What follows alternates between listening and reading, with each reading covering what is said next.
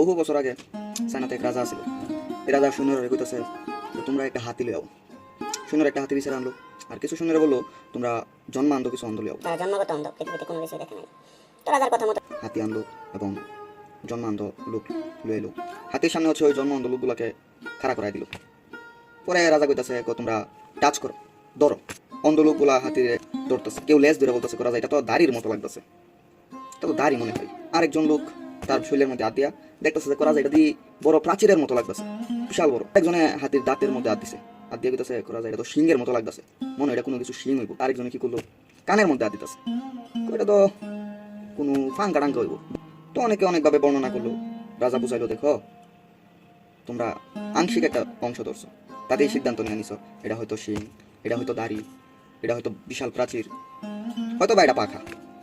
সুতরাং এই গল্প থেকে কি শেখা গেল, আমরা সবকিছু না জানা শুধু একটা অংশ যাই নাই সিদ্ধান্ত নিয়ে নিই, এটা কখনোই কাম্য নয়, উচিত নয়।